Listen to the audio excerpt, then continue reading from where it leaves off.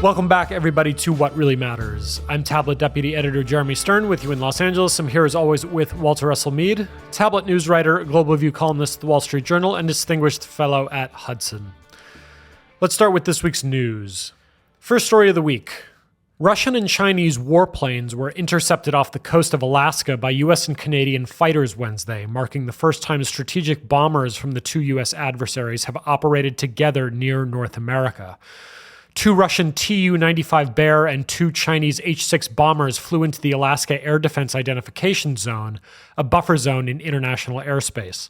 The flights were the most recent sign of growing military and security cooperation between Moscow and Beijing. The Russian and Chinese bombers all took off from a Russian airbase. NORAD, a joint U.S. and Canadian command that protects against air threats to North America, said the Russian and Chinese planes didn't enter U.S. or Canadian airspace and were not seen as a military threat. Walter, news or faux news? I'm afraid that's news. The Russians and the Chinese continue to get closer together, and they also continue to look at ways that they can ratchet up the level of tension around the world without causing the United States to kind of go into some major response. So it's a pretty grim development, I would say. We'll talk more later in the episode about Kamala Harris, but just in the meantime, do you get the sense that anything to do with Biden's resignation from the campaign or the kind of weirdness around the announcement could have anything to do with escalating international tensions in the next 6 months, or is that kind of irrelevant? Well, I think international tensions were rising before the announcement. They were rising before the debate, and most likely they will continue to arise. So I would say, that's just kind of where we are. All right, our second story. Senate Republicans are blasting Vice President Kamala Harris's decision to skip Israeli Prime Minister Benjamin Netanyahu's address to a joint session of Congress. At a press conference on Capitol Hill, Republicans accused Harris and President Joe Biden of, quote, waffling in their support for Israel and criticized their decisions not to greet the polarizing Israeli leader upon his arrival.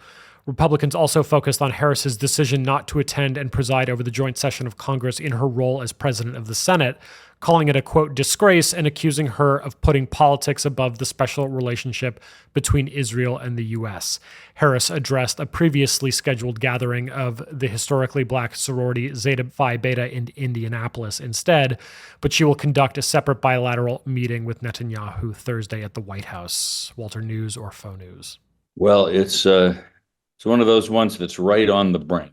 It is. I think people are reading too much into it to say that this is, to call it a disgrace and so on. That's maybe a little bit over the top, but it was a misstep for a vice president who is not immediately in the, getting ready to take over. Something like this might not be such a bad thing.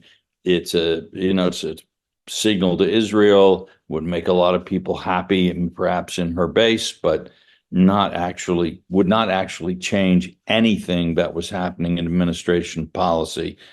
And people would assume that if she did it, it had been cleared in some way with the president beforehand. So not a big deal. But as someone who is the presumptive Democratic nominee for president and the likely successor, it does raise questions. I wrote about that a little bit in the Journal this week, noting that any sign that there's a difference between the Harris foreign policy and the Biden foreign policy is going to have unlooked for consequences around the world. And this, in this new context, skipping the speech was not the best thing she could have done. What we're going to see, you can't expect that there won't be some hitches as somebody moves up into a bigger league in politics, and suddenly there are a lot of things that you used to be able to do all the time, and now you can't do. And on the other hand, there's some things you couldn't do before, and now you can do them. So we're going to have to watch, and we and the whole world, frankly, will be watching as she settles into this new role. But I think there was an avoidable diplomatic blunder. All right, final story of the week. A growing group of Wall Street analysts and tech investors is beginning to sound the alarm that the immense amount of money being poured into artificial intelligence by big tech companies, stock market investors, and venture capital firms could be leading to a financial bubble. On Tuesday, analysts on Google's quarterly conference call peppered chief executive Sundar Pichai with questions about when the company's $12 billion a quarter investment in AI would begin paying off. And in the past few weeks, big Wall Street investment banks, including Goldman Sachs and Barclays, as well as VCs such as Sequoia Capital, have issued reports raising concerns about the sustainability of the AI gold rush, arguing that the technology might not be able to make the kind of money to justify the billions being invested into it. Stock prices for big AI names, including Google, Microsoft, and NVIDIA, are all up significantly this year. Walter, news or faux news? Well, I think there may be some news buried in that. They are, those stocks are up significantly on the year. Last I looked, they are not significantly up for the week. In fact, they are down. And we had been getting to a place where everybody felt they had to have some of these stocks in their portfolios or you would miss the rush. That's usually the time when it's time to get out. But typically, that's when a lot of people just pile on and double down. Look, with any new technology, you generally get kind of several waves. You get, for a long time, no one is very enthusiastic. People are skeptical, and then suddenly some developments appear, and everybody says, "Oh, I was wrong, and I didn't invest, and now I need to get in there." And that can build. And people were looking at AI as in a very short term transformational on the scale of, I don't know what, the cotton gin or some kind of product like that. But as with a lot of stuff on the internet, it turns out to be harder to make money. Think of all the people that have poured money into internet publications over the decades. Just sure that they're it's so cheap to produce this content, and there's so many people. It's how can it possibly fail? And yet, there's an awful lot of unwilling nonprofits out there in the world of journalism today. So, this is a real technology. It really does offer some interesting and important changes in the way people work and in the kind of work they can do. It's likely that over time it will be important. It is unlikely that it's going to make enough money fast enough to justify all the investments that people have been making lately. Do you yourself use ChatGPT or Claude or any of the other services on offer? I've sort of dabbled a little bit, but honestly, in my case, I don't know how helpful it is. Or let's just say, I haven't found a way to make it helpful. I'm sort of tempted to say, write a column in the style of Walter Russell Mead about X and see if that would just, solve my problems for a week. So far, I can't say that this worked out that way. All right, that does it for this week's news. Let's have the big conversation.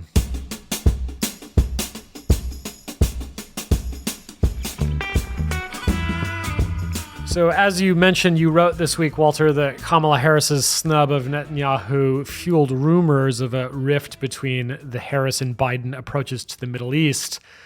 I guess more generally, if Harris wins in November or even takes over in the meantime, what other kinds of shifts in foreign policy would you predict between Biden and Harris, looking beyond the Middle East, maybe in Europe, Asia, some other key strategic theaters? Yeah, it's an interesting question because we don't know very much about the vice president's views on foreign policy. She was a DA in California, and then she was briefly in the Senate. She ran for the presidency. It was a very short run. She dropped out really before the primary voting began. So there's not a lot of a track record. And then as vice president, you rarely make statements that no one can assume that you're speaking in your own voice when you're the vice president, because your job is to go out there and be a loyal team member. So we're starting from a kind of a mysterious spot. And I can tell you, I've been in France this week. I can tell you that it makes people in other countries nervous when they don't know exactly what somebody thinks. Will Harris double down on support for Ukraine, or will she want to shift money away from international causes to do more domestically to promote some of the issues she cares about there? Will she pivot to Asia, continue the pivot to Asia, which seems to we've been trying to do since the time of President Obama, but don't yet seem to have quite completed. What will she think in the Middle East? Will she distance herself from Israel and Saudi Arabia? Will she try the old policies of reaching out to Iran in the hope that there's some kind of détente? I think there are people in Europe that are worried that some of those things might be true. So, and then on the other hand, of course, obviously for the Europeans, you've got Trump, where there's a different kind of uncertainty. They know generally the style that he'll bring and some of the big ideas, but how serious is he about 10% tariffs? Would he pull out of NATO? He says he's going to solve the Ukraine war between the election and his inauguration. He just made, I guess, a statement this week saying that Israel needed to end the war and get the hostages home. What does that mean? It could mean anything from, I think Netanyahu needs to change his policy 180 degrees, or it could mean, I think Israel needs to win the war in Hamas and get the hostages home. It doesn't. So uncertainty everywhere about both presidential candidates. That, I think, from the standpoint of the United States, is not a great thing, because there's too much uncertainty out there already about how we change from administration to administration. The American political cycle is 4 years, and a president can be in for 4 or 8 years, and that can seem like an awfully long time to us, especially when you don't like the president very much. Countries make decisions about their security based on kind of much longer term considerations. So you got the Saudis right now are really asking themselves, do we double down on our bet with the United States? And do we tie our future to that of the United States in the form of a security treaty? That has, I think, become the main effort of the Biden administration in the Middle East, is to get that treaty through. Ironically, it doesn't look that different from what Trump was trying to do with the Abraham Accords, but it clearly has become, for the Biden people, the thing that they most want to accomplish. And they want to end the war in Gaza, but that is almost a stepping stone to sealing this deal. So would a President Harris bring the same kind of commitment to that task? That's a question not only for the Saudis, but for a lot of others. And again, we need to understand what some kind of a treaty relationship between the U.S. and the Saudis would mean. It would mean that we would enter into sort of basically Saudi money would be anchored in a kind of American, Israeli, to some degree, European world, Japan too, of friendly countries developing tech standards and making commitments to one another about safety of data and other things, so that there would be this kind of large sphere of innovation, of trade, as well as, so the defense portion of the treaty, which will get a lot of the headlines, would be just the sort of smallest part of this. And for the Saudis, this offers the opportunity to continue forward with their economic development program, which they see as absolutely necessary to their survival. It would help reduce the danger of wars, disruptive wars in the region, and of course offer them more protection against Iran. So what we have to, this is a big deal, and ratifying a treaty in the U.S. Senate is not easy. You need 2/3 of the votes, and that means that it does not take a lot of opposition to block a treaty in the Senate. And Saudi Arabia is a very controversial country in the United States, and perhaps especially, but not only among Democrats. It's controversial because of human rights record. It's controversial because it's a big producer of fossil fuels and wants to become an even bigger producer of fossil fuels. And it's also controversial because, at least at this point, the treaty with Saudi Arabia also involves deepening, in a sense, our commitment to the Middle East and to Israel. when a lot of people would, for very understandable reasons, want to be reducing those commitments. So a fight over a Saudi-US treaty is going to be one of the big political spectacles. It's going to be a kind of a defining moment in American diplomacy. Now, how committed will a President Harris be to this? Because this is not the kind of thing that you get ratified unless you have a president who is willing to do, twist arms, kiss babies, promise dams and, all kinds of projects, highways, you name it. I mean, this is when the political dealing gets really tough. And you need a president who is, in Robert Caro's phrase, a master of the Senate, and who really counts votes, knows how to get those votes. Now, President Biden, assuming he were competent and capable in his next term, and there's a lot of discussion of that, would be somebody who, at least the Saudis and others might feel, can do that job. He knows the Senate very well. He knows the foreign affairs people in the Senate very well. He knows how the process works, and this treaty would be his baby, his legacy, and he would know how to work the system to try to get it through. Would President Harris have the same commitment and the same ability to get a controversial big treaty through the U.S. Senate? And if that, which is now the centerpiece of American foreign policy in the Middle East, if that drops out and people think, okay, it's just not going to happen, where do we go? What are the alternatives? What do countries like Saudi Arabia do? They won't just dry up and blow away because the United States is not interested in this treaty. They'll probably say, well, we wanted that, but I don't know, what can China give us? What can Russia give us? What can India give? They'll start shopping these ideas around the world. They perhaps already have. With Trump, again, I think you have less uncertainty that he would like the idea. He seems to have liked it already, but could he get it ratified in the Senate? There are an awful lot of Democrats who start out really hating Saudi Arabia, and then you add on to that how they feel about Donald Trump, and you've got some very hardcore resistance there. So something that, had Biden been reelected, would look at least like it was on track.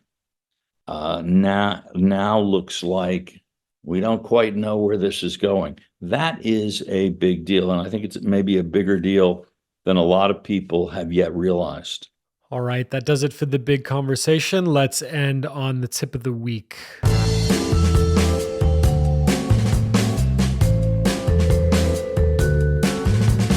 Another reader request this week, Walter, this time from Chris in Raleigh, North Carolina, who asked a super easy softball question for you.